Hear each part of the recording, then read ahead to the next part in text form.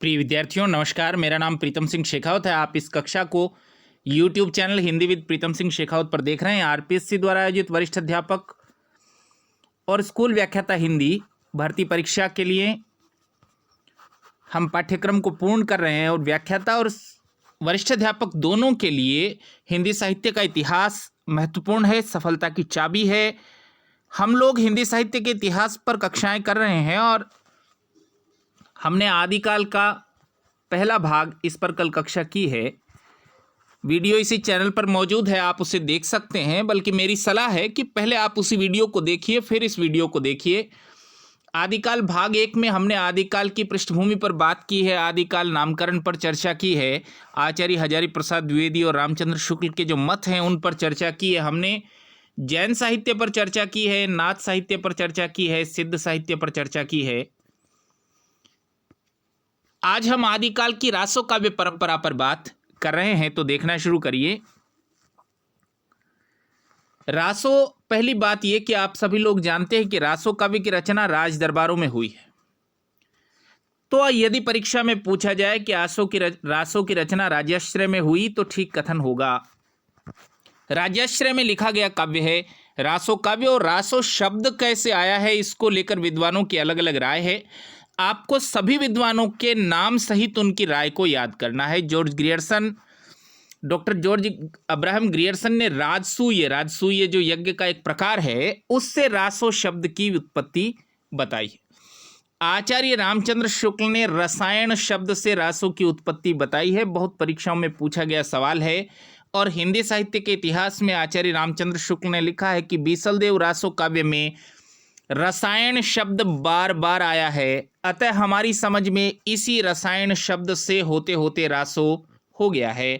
तो आचार्य रामचंद्र शुक्ल के अनुसार रसायन शब्द से रासो की व्युत्पत्ति हुई। नरोत्तम दास स्वामी, उनके अनुसार रासो शब्द की व्युत्पत्ति रसिक से हुई है। नरोत्तम दास स्वामी जी ने कहा है रसिक शब्द पहले रासक में और बाद में रासों में बदल गया। मैं पुनः कह रहा हूं, आपको सभी विद्वानों की राय याद करनी है। परीक्षाओं में अक्सर इस तरह प्रश्न पूछा जाता है कि रासो काव्य की व्युत्पत्ति रसिक से किसने मानी है, या पूछा जाएगा रासो काव्य की व्युत्पत्ति रसायन से किसने मानी है। तो विद्वान के नाम पर प्रश्न पूछे जाते हैं। देखिए चंद्रबली पांडेय, रासक शब्द की व्युत्पत्ति, रासक शब्द से उन्होंने रासो की व्युत्पत्ति मानी है, जिसका संस्कृत निष्ठ अर्थ रूपक या उपरूपक है। इस मत के समर्थन में पांडेय जी ने पृथ्वीराज रासो के प्रारंभिक भाग का उल्लेख किया है, जहां पर नट और नटी की भांति चंद और उनकी पत्नी के नाटकीय वार्तालाप से रासो आरंभ हुआ है। तो नाटक का एक भेद रूपक या उपरूपक, उससे चंद्रबली पांडेय ने रासो की व्युत्पत्ति मानी है। और आचार्य हजारी प्रसाद द्विवेदी जी ने भी रासक से ही रासो की व्युत्पत्ति मानी है। उन्होंने कहा है रासक एक छंद भी है और काव्य भेद, काव्य का एक प्रकार भी है। अधिकांश विद्वान इस मत से सहमत हैं। तो वर्तमान में जो मत सर्व स्वीकृत है वो आचार्य हजारी प्रसाद जी द्विवेदी का है। वो रासक से रासो शब्द की व्युत्पत्ति मानते हैं। हम प्रमुख रासो रचनाओं को पढ़ रहे हैं, देखना शुरू करिए। खुमान रासो, जिसका रचना काल 9वीं शताब्दी है, ऐसी आचार्य रामचंद्र शुक्ल की राय है। आचार्य रामचंद्र शुक्ल के नाम से प्रश्न पूछा जाएगा कि खुमान रासो का रचना काल आचार्य रामचंद्र शुक्ल ने क्या माना है।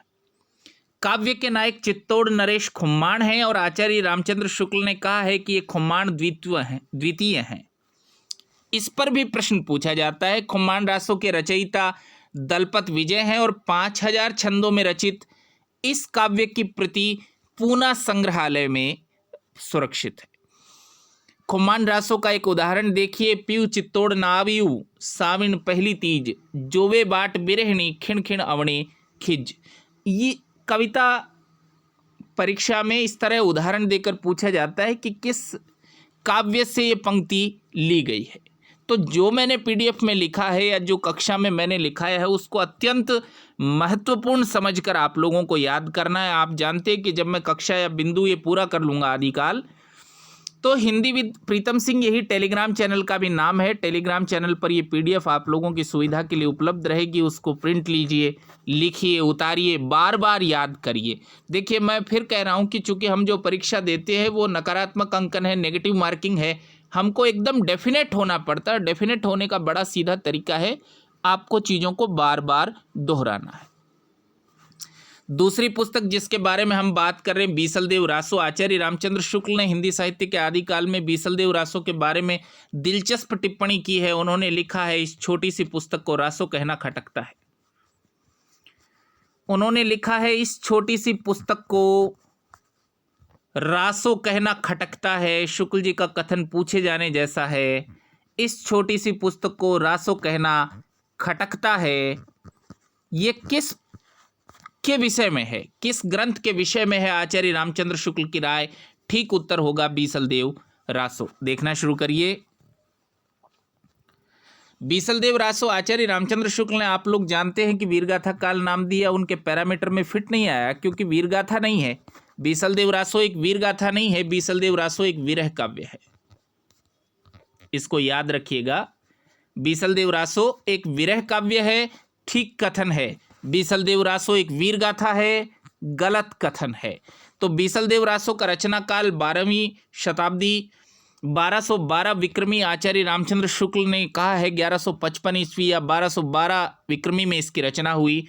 रचयिता है इसके नरपति नाल है और नायक है बीसलदेव चौहान, जो इतिहास में विग्रहराज चतुर्थ के नाम से प्रसिद्ध है, और नायिका है राजमती। नायिका का नाम विशेष रूप से याद रखिएगा बीसलदेव रासो में, क्योंकि ये विरह काव्य है। जब बीसलदेव उड़ीसा चले जाते हैं तो नायिका के विरह पर ही पूरा काव्य आधारित है, इसलिए राजमती का नाम बार बार परीक्षाओं में पूछा जाता है। और बीसलदेव रासो जहाँ आरंभ हुआ है वहाँ नरपति नाल ने लिखा है कि 1272 मंझारी जेठ बदी नवमी बुधवारी नाल रसायन आरंभ है। 1272 मझारी जेठ बदी नवमी बुधवारी नाल रसायन आरंभ है। शारदा टूठी ब्रह्म कुमारी नाल इस रसायन को आरंभ कर रहा है।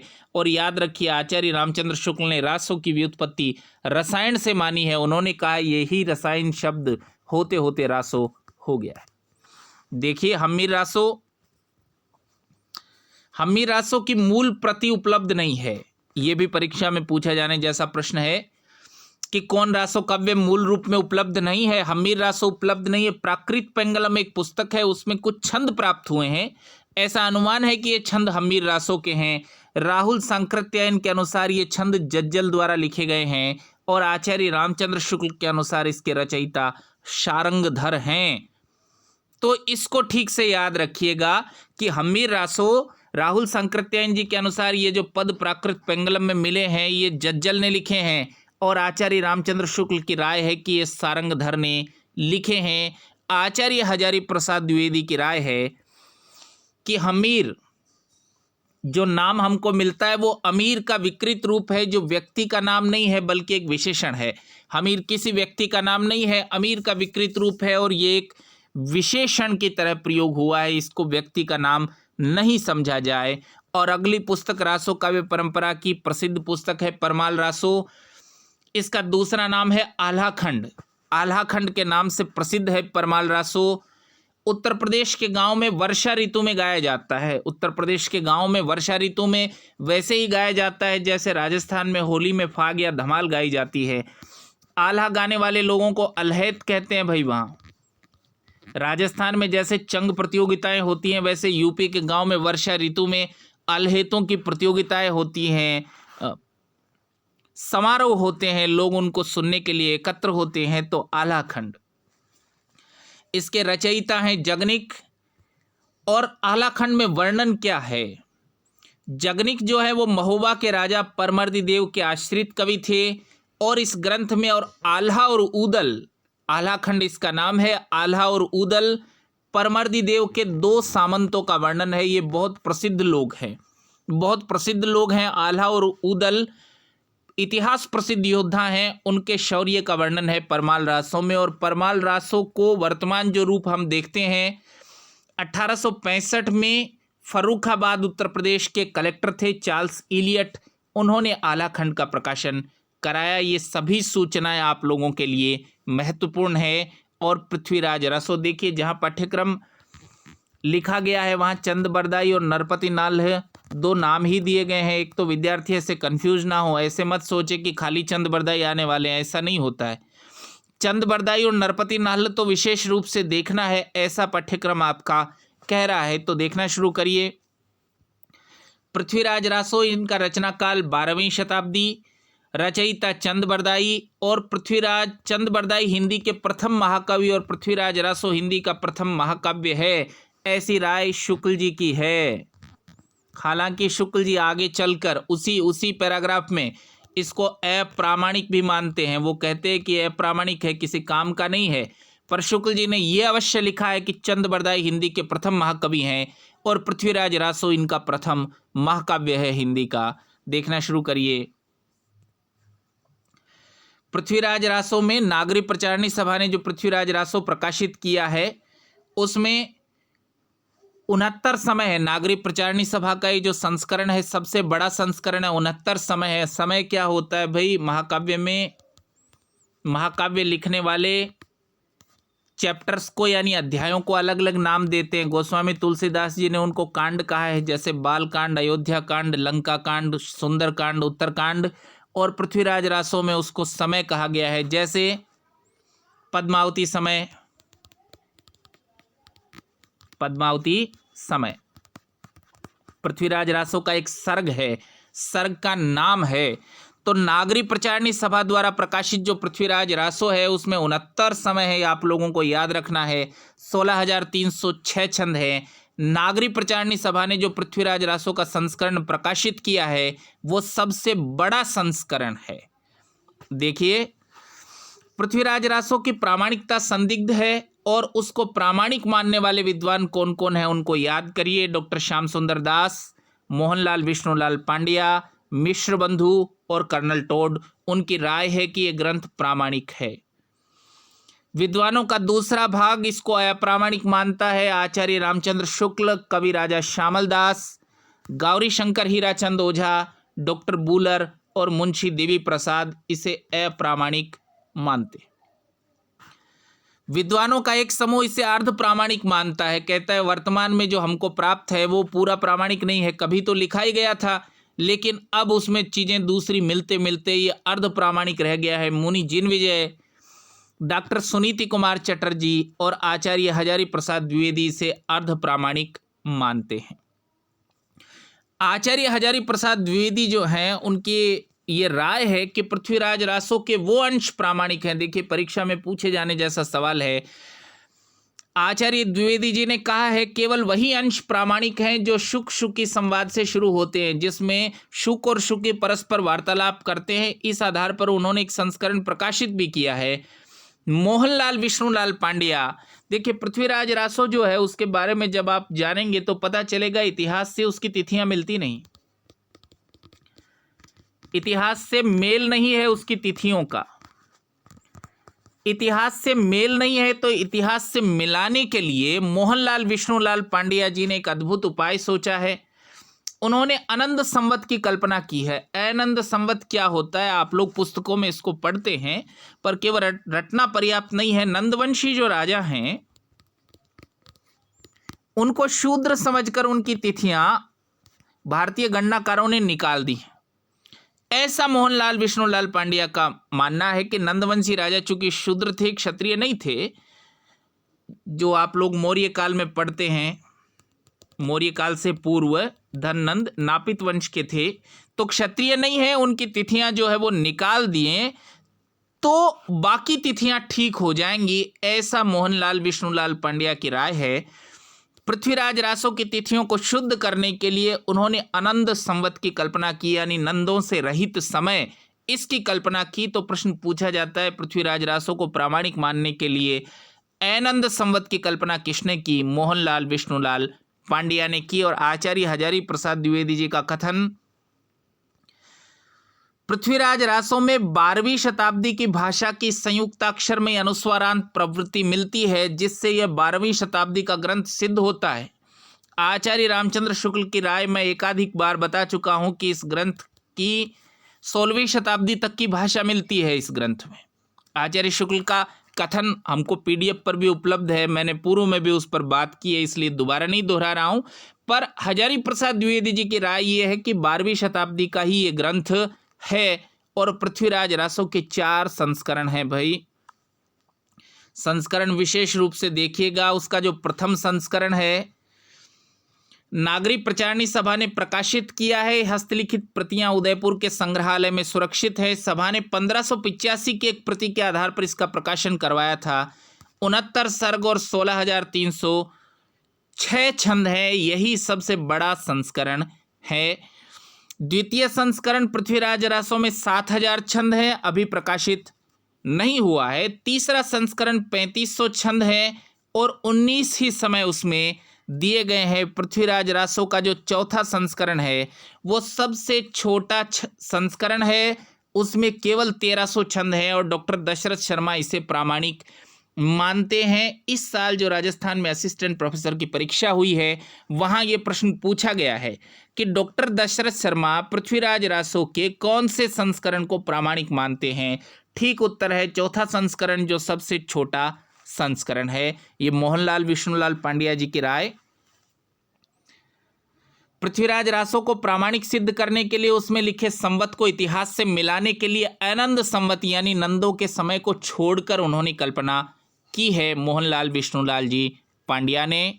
और देखिए नरोत्तम दास स्वामी, उनकी राय सबसे अलग है इसलिए परीक्षा में आने जैसी है। नरोत्तम दास स्वामी ने कहा है कि चंद ने पृथ्वीराज के दरबार में रहकर मुक्तक के रूप में, पहले व्यक्ति हैं नरोत्तम दास स्वामी जिन्होंने कहा है मुक्तक के रूप में। पृथ्वीराज रासो प्रबंध काव्य है, महाकाव्य है, ऐसा हम सभी लोग जानते हैं, पर नरोत्तम दास जी की राय अलग है। उन्होंने कहा है कि मुक्तक के रूप में रासो की रचना नरोत्तम दास स्वामी जी ने कहा है। चंद बरदाई ने पृथ्वीराज के दरबार में रहकर, देखिए चंद बरदाई के तो अस्तित्व पर बहुत विवाद है। विद्वानों का एक समूह कह रहा है पृथ्वीराज के समकालीन भी नहीं है वो, दूसरे कह रहे हैं वो उनके बाल सखा है, उनके साथ सदैव रहे हैं। पृथ्वीराज रासो में 68 प्रकार के छंदों का प्रयोग है, छंद वैविध्य पृथ्वीराज रासो में मिलता है। अगर ऐसा कथन आपको मिले, अगर ऐसा मिले कि छंदों की विविधता, देखिए आप लोग 68 प्रकार के छंद हैं तो विविधता निश्चित रूप से है। चंद बरदाई में ने रासों में 68 प्रकार के छंदों का प्रयोग किया है और छप्पय उनको बहुत पसंद है। छप्पय उनको बहुत पसंद है। चंद बरदाई को छप्पय सम्राट कहा जाता है। अगला ग्रंथ देखिए विजयपाल रासो, नल्ल सिंह इसके लेखक है और करौली के शासक विजयपाल का 42 छंदों में वर्णन है। बहुत छोटे आकार का है विजयपाल रासो। विजयपाल रासो और हम्मीर रासो, इस तरह के प्रश्न परीक्षाओं में पूछे जाते हैं भाई, सूचनात्मक प्रश्न है। कौन से 2 रासो काव्य हैं जिनकी भाषा अपभ्रंश है? तो विजयपाल रासो और हम्मीर रासो अपभ्रंश में लिखे गए। तो ये आदिकाल का रासो साहित्य है। अब हम पढ़ रहे हैं आदिकाल का लौकिक साहित्य जो राज्याश्रय में नहीं लिखा गया। लौकिक साहित्य का क्या अर्थ है?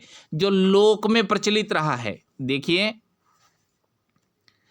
ढोला मारूरा दुहा 11वीं शताब्दी में रचित यह काव्य मूलतः लोक काव्य है। मूलतः लोक काव्य है, इस बात को सदैव याद रखिएगा। इस लोक काव्य में 17वीं शताब्दी में कुशललाय वाचक ने कुछ चौपाइयां जोड़कर विस्तार दिया। कल्लोल का नाम भी इसके लेखक के रूप में प्रचलित है। कल्लोल और कुशललाभ, आपको कंफ्यूज होने की जरूरत नहीं है, उसका लेखक नहीं पूछा जा सकता क्योंकि मूलतः लोक काव्य है। ये कथन अवश्य पूछा जा सकता है, ढोला मारूरा दुहा मूलतः क्या है? लोक काव्य है। देखिए ढोला मारूरा दुहा की विषय वस्तु क्या है? कछवाहा वंश के राजा नल के पुत्र ढोला और पूगल के राजा पिंगल की कन्या मारवनी की प्रेम कथा है। ढोला मारूरा दुहा में राजस्थान में बहुत प्रचलित है। सोरठियो दूहो भलो भल मरवंडी बात, जोबन छाई धन भली और तारा छाई रात, ये ढोला मारूरा दुहा की प्रसिद्धि के विषय में बताता है। तो राजस्थान का जो प्राचीन काव्य है उसमें दुहा और सोरठा दोनों ही बहुत प्रचलित रहे। देखिए अगली पुस्तक जयचंद्र प्रकाश है जिसके लेखक हैं भट्टकेदार, और जयमयंक जस चंद्रिका दूसरी पुस्तक है जिसके लेखक हैं मधुकर कवि। विशेष बात क्या है? दोनों कृतियां अपने मूल रूप में प्राप्त नहीं है। और दयाल दास, राजस्थान के इतिहास में आप इस पुस्तक का नाम पढ़ते हैं, दयाल दास राठौड़ारी ख्यात ये जो पुस्तक दयालदास ने लिखी है उसमें इन पुस्तकों का वर्णन मिलता है। दयालदास जो है उन्होंने कन्नौज का जो वर्णन किया है वो इन पुस्तकों के आधार पर किया है। निश्चय ही दयालदास ने ये पुस्तकें देखी हैं, पर मूलतः ये पुस्तकें वर्तमान समय में हमको उपलब्ध नहीं हैं। अगली पुस्तक है वसंत विलास। एक तो रचयिता उसके अज्ञात हैं, वसंत विलास के रचयिता अज्ञात है। सर्वप्रथम हाजी मोहम्मद स्मारक ग्रंथ 1954 में प्रकाशित हुआ। इसके प्रथम संपादक बहुत परीक्षाओं में पूछे गए हैं। केशवलाल हर्षद राय ध्रुव वसंत विलास के प्रथम संपादक हैं। उन्होंने 1451 की एक हस्तलिखित प्रति के आधार पर वसंत विलास का संपादन किया था। डॉक्टर माता प्रसाद गुप्त जी की राय है वसंत विलास के संबंध में कि यह रचना अधिक से अधिक विक्रम की 14वीं शताब्दी के मध्य से ईस्वी 13वीं शताब्दी की होनी चाहिए। तो 13वीं 14वीं शताब्दी के मध्य इसकी रचना कहीं हुई है, ऐसी माता प्रसाद जी गुप्त की राय है। और वसंत विलास का एक उदाहरण देखिए। इन पर कोयल कूजई पूजई युति मनोर विधुर वियोगिनी धूजई कूजई मयण किशोर। तो निश्चय ही वसंत विलास श्रृंगार से संबंधित है। विलास नाम ही श्रृंगार की ओर संकेत करता है। अगला देखिए अमीर खुसरो। बहुत प्रसिद्ध व्यक्ति हैं अमीर खुसरो। एक सूफी संत है निजामुद्दीन औलिया। दिल्ली में उनकी बहुत प्रसिद्ध दरगाह है। निजामुद्दीन औलिया एक सूफी संत हैं। तो निजामुद्दीन औलिया जी के शिष्य हैं अमीर खुसरो। ये स्मरणीय बात है आप लोगों के लिए। अमीर खुसरो में बहुत विशेष बात है भाई, एक और वो सूफी हैं, दूसरी ओर वो दरबारी हैं। वो दोनों चरित्र साथ साथ निभा ले गए हैं, ये उनकी विलक्षणता है। एक तो वो सूफी हैं, दूसरे वो दरबारी हैं। अमीर खुसरो, उनका जीवन काल 1255 से 1325 ईस्वी। एटा जिले के, थोड़ा छपने में दिक्कत रही है, इसको हम सुधार देंगे। एटा जिले के पटियाली गांव में जन्मे, एवं नहीं है, इसको एटा समझिएगा। एटा जिले के पटियाली गांव में जन्मे हैं। वास्तविक नाम उनका अबुल हसन है। और आचार्य रामचंद्र शुक्ल की राय है कि अमीर खुसरो ने 1283 ईस्वी के लगभग काव्य की रचना आरंभ की। अमीर खुसरो ने खालिक बरी, पहेलियाँ उनकी बहुत प्रसिद्ध है, मुकरियाँ उनकी बहुत प्रसिद्ध है। उनकी मुकरियों की विशेष बात क्या है? भारतेंदु हरिश्चंद्र ने उनको कॉपी किया है। भारतेंदु हरिश्चंद्र ने उनका अनुकरण किया है अंग्रेजी राज्य के शोषण को उजागर करने के लिए। अमीर खुसरो ने जो मुकरियाँ लिखी है, ठीक उसी तर्ज पर मुकरियाँ भारतेंदु हरिश्चंद्र ने लिखी है अंग्रेजी राज्य के शोषण को उजागर करने के लिए। अमीर खुसरो ने खालिक बरी, पहेलियाँ, मुकरियाँ, दो सुखने, गजल इत्यादि उनकी प्रसिद्ध रचनाएं हैं। और अमीर खुसरो खड़ी बोली हिंदी के प्रथम प्रयोक्ता कवि हैं।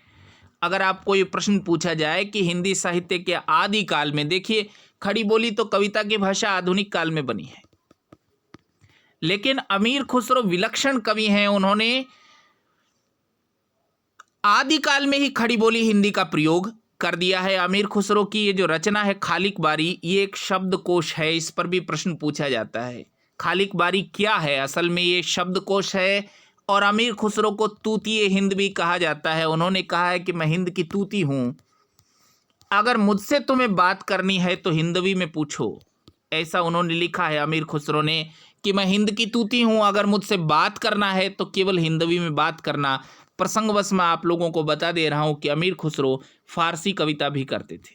फारसी कविता में भी वो बहुत प्रसिद्ध शायर हैं, हिंदी कविता में भी वो उतने ही प्रसिद्ध कवि हैं। लोकगीतों की तर्ज पर उन्होंने कविताएं लिखी हैं। मुकरियाँ उनकी विशेष प्रसिद्ध है। खालिक बारी उनका एक शब्दकोश है। देखना शुरू करिए राउल वेल। अब हम गद्य साहित्य देख रहे हैं आदिकाल का। आदिकाल का गद्य साहित्य है। आदिकाल के गद्य साहित्य में राउल वेल को देखिए। राउल वेल की नायिका है राउल, तो राउल का ही उसमें चित्रण है। राउल का चित्रण है, इसलिए उसे राउल वेल कहा जाता है। रचयिता इसके रोडा कवि हैं। 10वीं शताब्दी में इसकी रचना हुई। और राउल वेल की खास बात क्या है? हिंदी में नक्शिख वर्णन श्रृंगार परंपरा राउलवेल से आरंभ होती है। प्रश्न पूछा जाए राउलवेल से श्रृंगार परंपरा आरंभ होती है, ठीक कथन होगा। राउलवेल एक शिलांकित कृति है, हमको शिलाओं पर खुदी हुई मिली है ये कृति, ये भी विशेष बात है उसकी। इसका पाठ मुंबई के प्रिंस ऑफ वेल्स म्यूजियम से उपलब्ध कर प्रकाशित करवाया गया है। तो मूलतः शिला पर खुदी हुई मिली है, अब तो वो पुस्तक के रूप में प्रकाशित भी है। हिंदी की 7 बोलियों के शब्द मिलते हैं उसमें, और इसमें से राजस्थानी प्रधान है। आप लोग जानते हैं कि वेल या वेली राजस्थानी साहित्य का एक प्रसिद्ध काव्य लेखन का तरीका है। वेली कृष्ण रुक्मणी री बहुत प्रसिद्ध किताब है। तो 7 बोलियों के शब्द मिलते हैं, इसमें राजस्थानी प्रधान है। रोडा कवि ने रचना की है, राहुल के सौंदर्य का वर्णन है।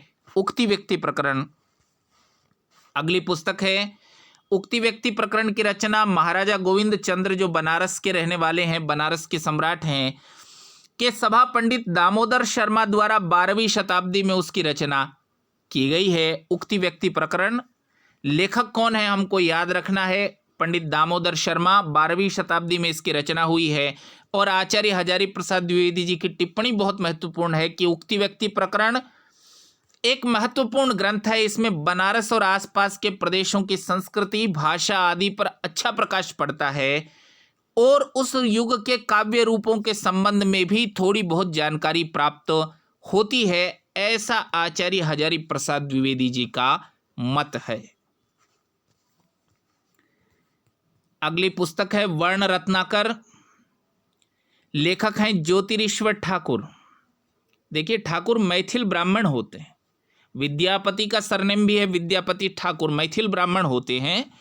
तो रचयिता है ज्योतिरीश्वर ठाकुर, रचना काल है 14वीं शताब्दी में। वर्ण रत्नाकर का सुनीति कुमार चटर्जी और बबुआ मिश्र इसके संपादक हैं, इनको याद रखिएगा। वर्ण रत्नाकर के संपादक हैं सुनीति कुमार चटर्जी और बबुआ मिश्र, उनके संपादन में बंगाल एशियाटिक सोसाइटी द्वारा इसे प्रकाशित किया गया है। आदिकाल के गद्य साहित्य में महत्वपूर्ण साहित्य है वर्ण रत्नाकर, और आदिकाल के एक महत्वपूर्ण कवि मैथिल कोकिल विद्यापति, विद्यापति को हम मैथिल कोकिल कहते हैं, मिथिला की कोयल, मैथिल कोकिल कहते हैं उनको, मिथिला की कोयल। मिथिला जो इलाका है बिहार में 2-3 जिलों को मिला के मिथिला कहते हैं। तो मैथिल कोकिल विद्यापति हैं। मिथिला जो है 2 चीज़ों के लिए प्रसिद्ध है, एक तो सीता वहीं की रहने वाली है, राम जी की ससुराल है, इसलिए मिथिला बहुत प्रसिद्ध है। दूसरे विद्यापति के कारण प्रसिद्ध है, उनको अभिनव जयदेव भी कहा जाता है।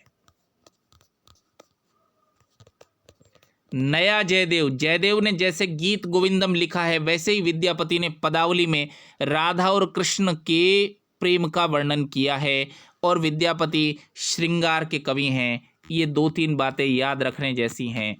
मैथिल कोकिल उनको कहा जाता है, श्रृंगार रस के वो कवि हैं, और संस्कृत में उन्होंने लिखा है, अवहट्ट में उन्होंने लिखा है, मैथिली में उन्होंने लिखा है। तो देखिए उनकी रचनाएं, संस्कृत रचनाएं उनकी भूख परिक्रमा, पुरुष परीक्षा, लिखनावली, शैव सर्वस्व सार, गंगा वाक्यावली, विभाग सार, दान वाक्यावली, दुर्गा भक्ति तरंगिणी, गया पत्तलक और वर्ष कृत्य, ये सभी संस्कृत में लिखी गई हैं। संस्कृत रचनाएं आमतौर पर विद्यापति की हिंदी के विद्यार्थियों को नहीं पूछी जाती, पर चूंकि हम विद्यापति पढ़ रहे तो प्रसंगवश उनके नाम पढ़िए। अवहट्ट की रचनाएं आवश्यक रूप से पूछी जाने जैसी हैं।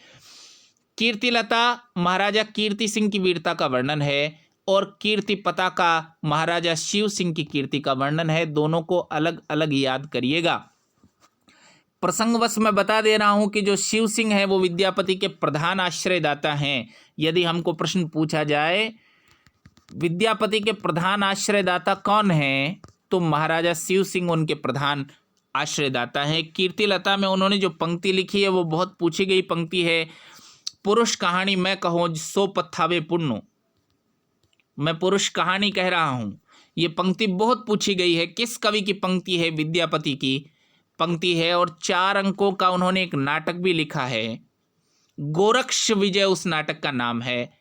4 अंकों का नाटक है, मैथिली और संस्कृत का मिश्रण है। ये जो पंक्ति है ये विद्यापति की बहुत पूछी गई पंक्ति है, इसको देखिएगा भाई। विद्यापति ने कहा है, देसिल बैना सब जन मिठा, यानी देसी वचन सबको अच्छे लगते हैं।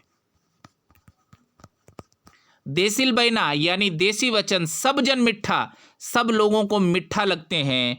ते तैसन जंपो अवहट्ठा, इसलिए मैं अवहट्ठ में बोलता हूं। ये इस बात का प्रमाण है कि अवहट्ठ लोक भाषा रही है। विद्यापति ने लिखा ये पंक्ति आपको ऐसे पूछी जाएगी किसने लिखी है, तो आपको मालूम होना चाहिए मैथिल कोकिल विद्यापति ने लिखी है। देसिल बैना सब जन मिठा, देसी वचन सबको अच्छे लगते हैं। ते तन सन जंपो अवहट्ठा, इसलिए मैं केवल अवहट्ठ में बात करता हूं। और आचार्य रामचंद्र शुक्ल ने जो हिंदी साहित्य का इतिहास लिखा है, आप लोग तो जानते हैं शुक्ल जी ने उस काल को वीरगाथा काल कहा, और जो वीरगाथा में फिट नहीं आए हैं वो दो लोग हैं, एक अमीर खुसरो और दूसरे विद्यापति। उनकी रचनाओं को फुटकल रचनाओं में शामिल किया है, या कहिए करना पड़ा है, और कोई तरीका ही उनके पास नहीं बचा था।